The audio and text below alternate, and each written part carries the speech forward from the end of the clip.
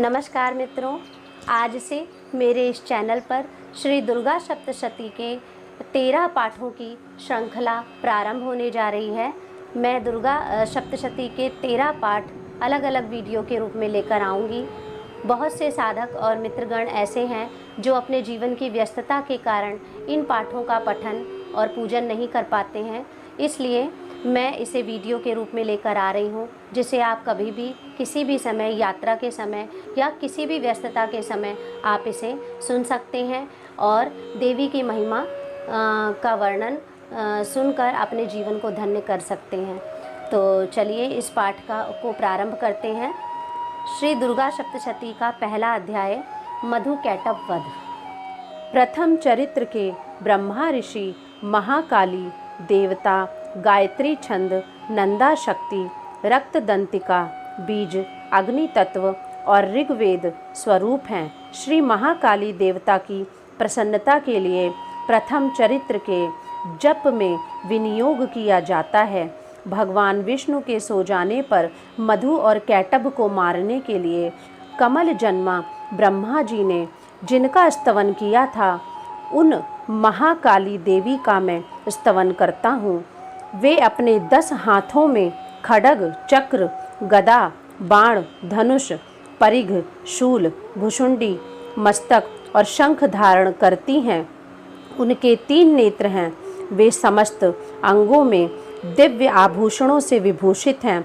उनके शरीर की कांति नीलमणि के समान है तथा वे 10 मुख और 10 पैरों से युक्त हैं।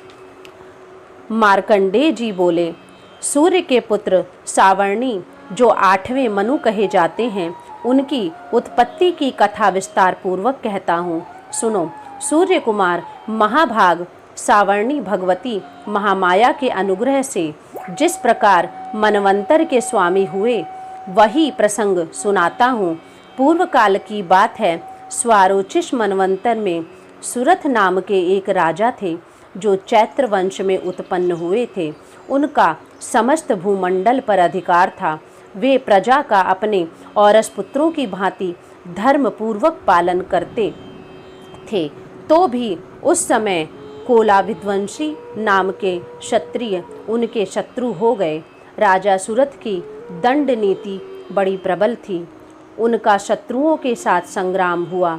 यद्यपि कोला विध्वंसी संख्या में कम थे, तो भी राजा सुरथ युद्ध में उनसे परास्त हो गए। तब वे युद्ध भूमि से अपने नगर को लौट आए और केवल अपने देश के राजा होकर रहने लगे। किंतु वहाँ भी उन प्रबल शत्रुओं ने उस समय महाभाग राजा सुरथ पर आक्रमण कर दिया। राजा का बल क्षीण हो चला था, इसलिए उनके दुष्ट, बलवान और दुरात्मा मंत्रियों ने वहाँ उनकी राजधानी में भी राजकीय सेना और खजाने को हथिया लिया। सुरथ का प्रभुत्व नष्ट हो चुका था, इसलिए वे शिकार खेलने के बहाने घोड़े पर सवार हो वहाँ से अकेले ही एक घने जंगल में चले गए। वहाँ उन्होंने विप्रवर मेधा मुनि का आश्रम देखा, जहाँ कितने ही हिंसक जीव परम शांत भाव से रहते थे। मुनि के बहुत से शिष्य उस वन की शोभा बढ़ा रहे थे। वहां जाने पर मुनि ने उनका सत्कार किया और वे उन मुनि श्रेष्ठ के आश्रम पर इधर उधर विचरते हुए काल तक रहे।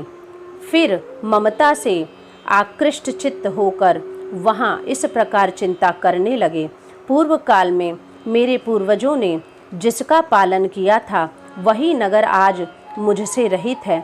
पता नहीं मेरे दुराचारी भृत्यगण और उसकी धर्मपूर्वक रक्षा करते हैं या नहीं।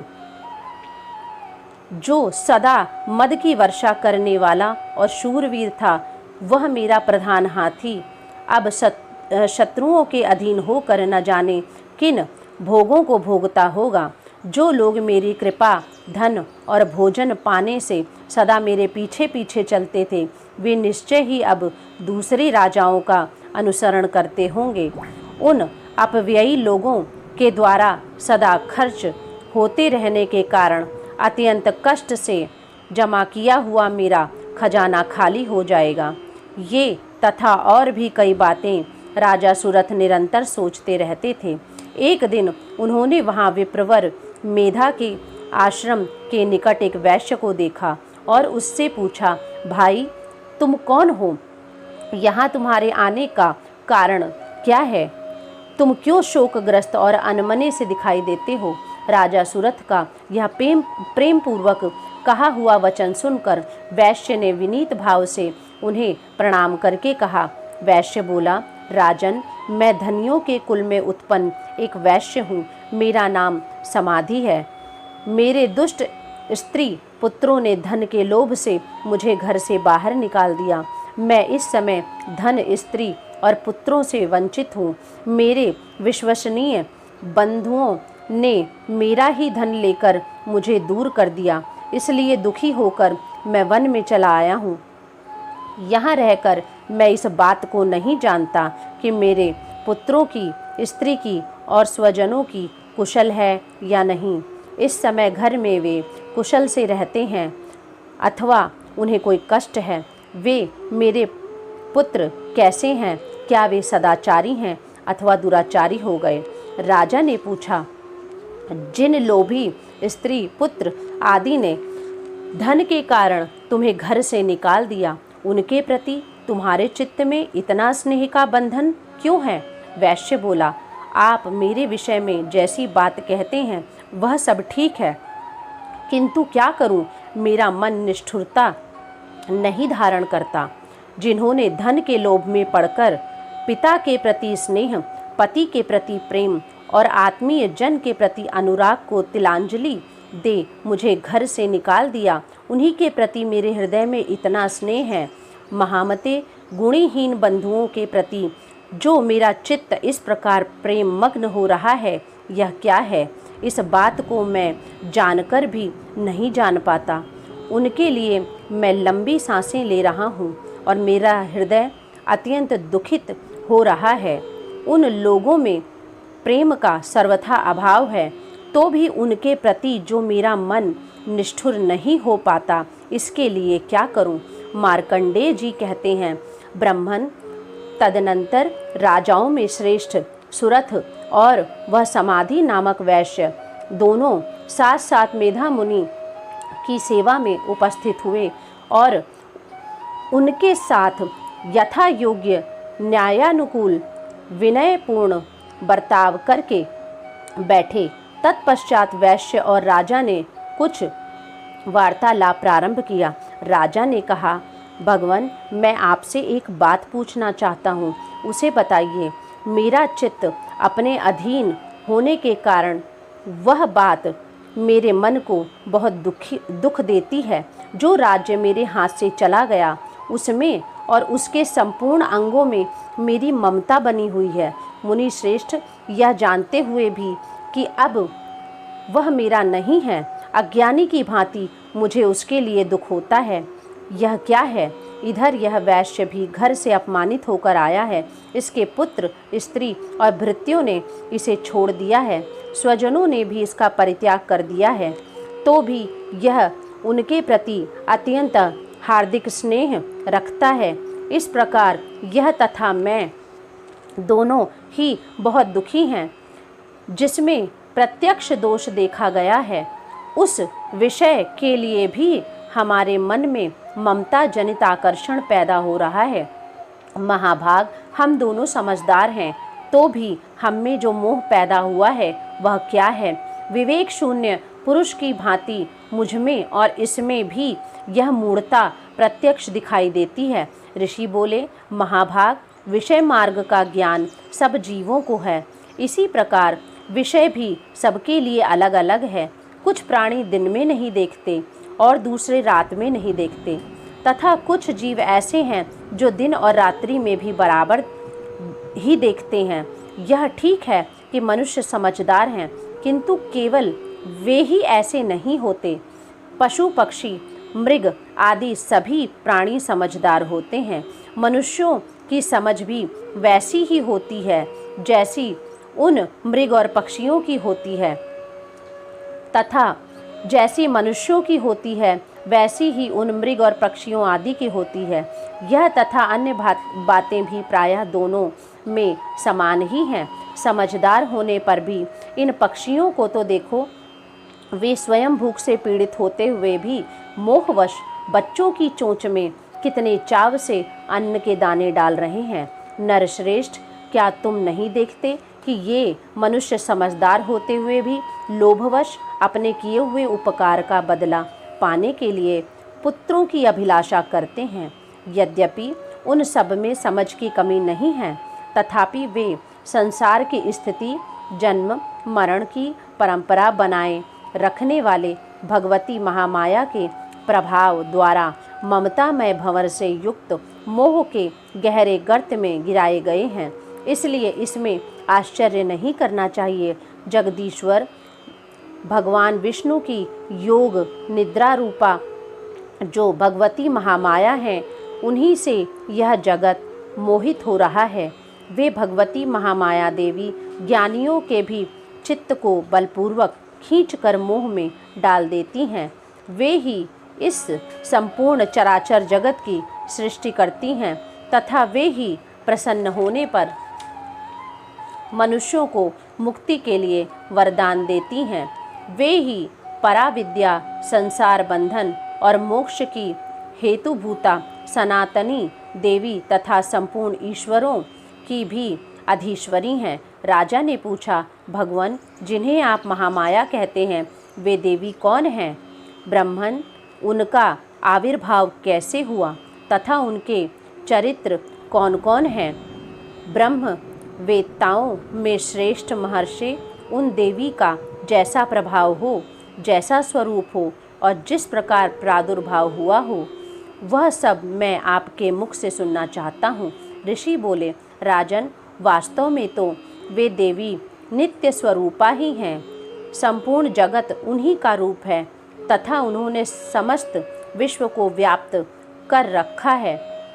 तथापि उनका प्राकट्य अनेक प्रकार से होता है, वह मुझसे सुनो। यद्यपि वे नित्य और अजन्मा हैं, तथापि जब देवताओं का कार्य सिद्ध करने के लिए प्रकट होती हैं, उस समय लोक में उत्पन्न हुई कहलाती हैं। कल्प के अंत में जब संपूर्ण जगत एकावर्ण में मग्न हो रहा था और सबके प्रभु भगवान विष्णु शेषनाग की सैया बिछाकर योग निद्रा का आश्रय ले सो रहे थे, उस समय उनके कानों के मैल से दो भयंकर असुर उत्पन्न हुए जो मधु और कैटभ के नाम से विख्यात थे। वे दोनों ब्रह्मा जी का वध करने को तैयार हो गए थे।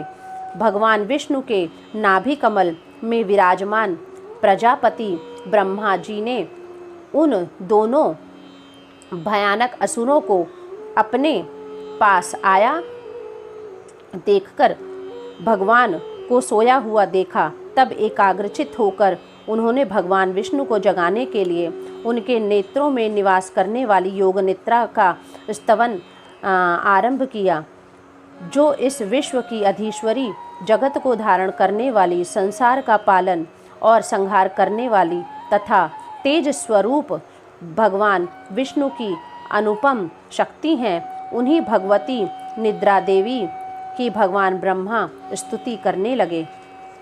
ब्रह्मा जी ने कहा, देवी, तुम ही स्वाहा, तुम ही स्वधा और तुम ही वष्टकार हो। स्वर भी तुम्हारे ही स्वरूप हैं। तुम ही जीवनदायिनी सुधा हो। नित्य अक्षर प्रणव में अकार, उकार, मकार, इन तीनों मात्राओं के रूप में तुम ही स्थित हो तथा इन तीनों मात्राओं के अतिरिक्त जो बिंदु रूपा नित्य अर्धमात्रा है, जिसका विशेष रूप से उच्चारण नहीं किया जा सकता, वह भी तुम ही हो। देवी, तुम ही संध्या, सावित्री तथा परम जननी हो। देवी, तुम ही इस विश्व ब्रह्मांड को धारण करती हो। तुमसे ही इस जगत की सृष्टि होती है, तुम ही से इसका पालन होता है और सदा तुम ही कल्प के अंत में सबको अपना ग्रास बना लेती हो। जगन्मयी देवी, इस जगत की उत्पत्ति के समय तुम सृष्टि रूपा हो। पालन काल में स्थिति रूपा हो तथा कल्पांत के समय संहार रूप धारण करने वाली हो। तुम ही महाविद्या, महामाया, महामेधा, महास्मृति, महामोह रूपा महादेवी और महासुरी हो।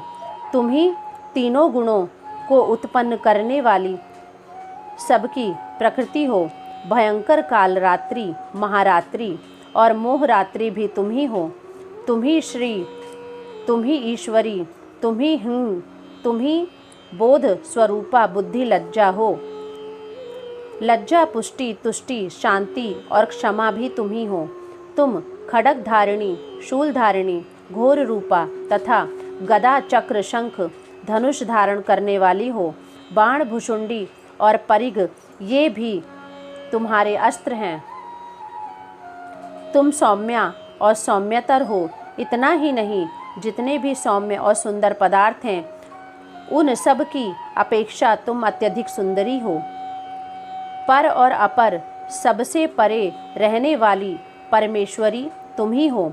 सर्व स्वरूपे देवी, कहीं भी सत असत रूप जो कुछ वस्तुएं हैं और उन सब की जो शक्ति है वह तुम ही हो। ऐसी अवस्था में तुम्हारी स्तुति क्या हो सकती है। जो इस जगत की सृष्टि, पालन और संहार करते हैं उन भगवान को भी जब तुमने निद्रा के अधीन कर दिया तब तुम्हारी स्तुति करने में यहाँ कौन समर्थ हो सकता है। मुझको, भगवान शंकर को तथा भगवान विष्णु को भी तुमने ही शरीर धारण कराया है, अतः तुम्हारी स्तुति करने की शक्ति किसमें है। देवी, तुम तो अपने इस उदार प्रभावों से ही प्रशंसित हो। ये जो दोनों दुर्धर्ष असुर मधु और कैटभ हैं, इनको मोह में डाल दो और जगदीश्वरी भगवान विष्णु को शीघ्र ही जगा दो।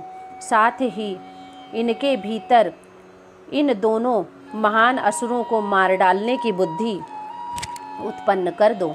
ऋषि कहते हैं, राजन, जब ब्रह्मा जी ने वहाँ मधु और कैटभ को मारने के उद्देश्य से भगवान विष्णु को जगाने के लिए तमोगुण की अधिष्ठात्री देवी योगनिद्रा की इस प्रकार स्तुति की, तब वे भगवान के नेत्र, मुख, नासिका, बाहु, हृदय, वक्षस्थल से निकलकर अव्यक्त जन्मा ब्रह्मा जी की दृष्टि के समक्ष खड़ी हो गईं। योग निद्रा से मुक्त होने पर जगत के स्वामी भगवान जनार्दन उस एकार्ण के जल में शेषनाग की शैया से जाग उठे। फिर उन्होंने उन दोनों असुरों को देखा। वे दुरात्मा मधु और कैटभ अत्यंत बलवान और पराक्रमी थे और क्रोध से लाल आंखें किए ब्रह्मा जी को खा जाने के लिए उद्योग कर रहे थे। तब भगवान श्री हरि ने उठकर उन दोनों के साथ 5000 वर्षों तक केवल बाहु युद्ध किया। वे दोनों भी अत्यंत बल के कारण उन्मत्त हो रहे थे। इधर महामाया ने भी उन्हें मोह में डाल रखा था, इसलिए वे भगवान विष्णु से कहने लगे, हम तुम्हारी वीरता से संतुष्ट हैं, तुम हम लोगों से कोई वर मांगो। श्री भगवान बोले, यदि तुम दोनों मुझ पर प्रसन्न हो तो अब मेरे हाथों से मारे जाओ। बस इतना सा ही मैं वर मांगता हूँ, यहाँ दूसरे किसी वर से क्या लेना। ऋषि कहते हैं, इस प्रकार धोखे में आ जाने पर उन्होंने संपूर्ण जगत में जल ही जल देखा। तब कमल नयन भगवान से कहा, जहाँ पृथ्वी जल में डूबी हुई न हो, जहाँ सूखा स्थान हो, वहीं हमारा वध करो। ऋषि कहते हैं, तब तथास्तु कहकर शंख, चक्र और गदा धारण करने वाले भगवान ने उन दोनों के मस्तक अपनी जांघ पर रखकर चक्र से काट डाले। इस प्रकार ये देवी महामाया ब्रह्मा जी की स्तुति करने पर स्वयं प्रकट हुई थीं। अब पुनः तुमसे उनके प्रभाव का वर्णन करता हूँ, सुनो।